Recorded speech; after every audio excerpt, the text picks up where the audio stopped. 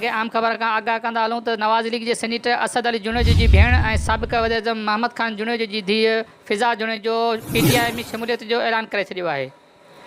नाज़रीन, तव्हांखे आम ख़बर खां आगाह कंदा हलूं त नवाज़ लीग जे सेनेटर असद अली जुनेजो जी भेण ऐं साबिक़ वज़ीर आज़म मोहम्मद ख़ान जुनेजो जी न्याणी फिज़ा जुनेजो PTI में शमूलियत जो ऐलान करे छॾियो आहे। फिज़ा जुनेजो PTI जे चेयरमैन इमरान ख़ान सां मुलाक़ात बैदि शमूलियत जो ऐलान कयो आहे। GDA पीसा पागर तरफ़ां नामज़द कयल उम्मीदवारनि PS 42 ते काज़ी शमसुद्दीन राजड़ NA 216 ते किशन चंद पारवानी खे 5 जुलाई ते पंहिंजो क़ीमती वोट ॾेई कामयाब कंदा। ॿिन्ही अॻवाननि जी कामयाबी हितां जे जुचड़ियल तबिके ऐं इलाइक़े जी ख़ुशहाली आहे। संदन इंतख़ाबी निशान तारो आहे। तारे ते मुहर हणी मुख़लिसी जो सबूत ॾींदा। पारां मोहम्मद आकिल राजड़, गनी आटो, सांगर रोड, खिपरो।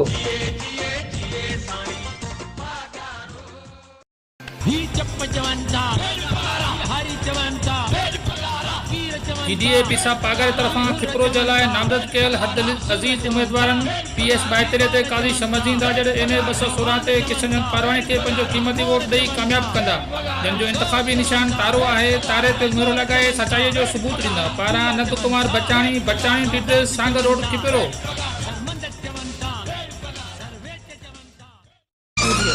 GDA पीसा पागर पारां खिपरो जे लाइ नामज़द कयल उम्मीदवारनि PS 42 ते काज़ी शमसुद्दीन राजड़ NA 216 ते किशन चंद पारवानी खे पंहिंजो क़ीमती वोट ॾेई कामयाब कंदा। जंहिं जो इंतख़ाबी निशान तारो आहे। तारे ते मुहर लॻाए सचाईअ जो सबूत ॾींदा। पारां हाजी मोहम्मद अशरफ जट, अॻवान फंक्शन मुस्लिम लीग तइलको, खिपरो।